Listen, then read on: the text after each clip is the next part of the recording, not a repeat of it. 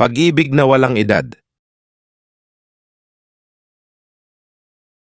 Pag-ibig na walang pinipiling edad, handa ka bang tanggapin o hahatulan? Alona, thank you ha. You meet me today. Honestly, kinakabahan ako. First time ko makilala in person someone na mahal ko online. Kinakabahan din ako dyan. Pero alam mo, iba yung pakiramdam. Parang matagal na tayong magkakilala. Alona, seryoso ka ba talaga? 40 na siya, ikaw 23 pa lang. Parang tatay mo na yan. Mira, oo malaki ang agwat. Pero bakit parang siya lang ang nakakaintindi sa akin? Wala sa edad ang totoo at wagas na pagmamahal. Anak, ayaw kong masaktan ka. Paano kung iniwan ka niya? May edad na siya, baka hindi na siya seryoso sa buhay. Nanay, iba si John. Hindi siya naglalaro. Sa lahat ng nakilala ko, siya lang ang nagpahalaga sa akin ng ganito. Alona, people always look at us. I know. They judge. Maybe they think I'm too old for you.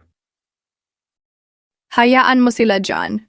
Hindi nila alam kung gaano kakabuti sa akin.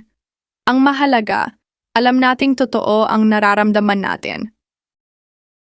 Nanay Linda, I respect you. I love your daughter, Alona. Age is just number. Pero my love, very real po. John, paano ko masisiguro na hindi mo iiwan ang anak ko kapag tumanda na siya? O kapag nagsawa ka?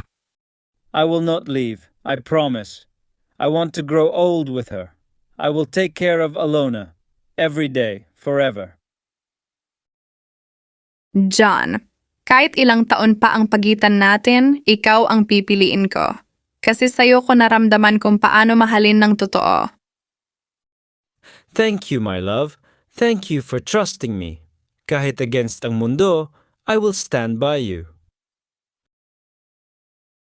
Alona, anak, ayoko mang tanggapin noon pero nakikita ko kung paano kanya minahal.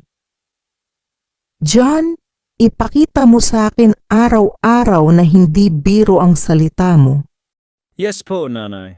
I will prove every day. Promise. Best. Aminado ako, duda ako sa simula, pero nakikita ko, totoo nga siya. Hindi ko hahadlangan ang kaligayahan mo.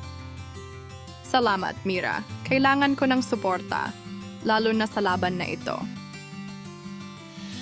This moment, I dream of this. Eating together, being family. Thank you, Nanay, for giving me chance. Hindi madaling magtiwala, John. Pero nakikita ko, sincero ka. Hindi edad ang naging batayan, kundi ang katapatan at pagpupursige. Unti-unting natutong tanggapin ng pamilya ang pagmamahalan nila. Sa mata ng iba hadlang ang edad, pero sa dalawang pusong nagmamahalan, ang bawat taon ay hakbang tungo sa habang buhay. Kung ikaw ang nanay, tatanggapin mo ba ang relasyon nila? Balikbayan Stories. Like and subscribe.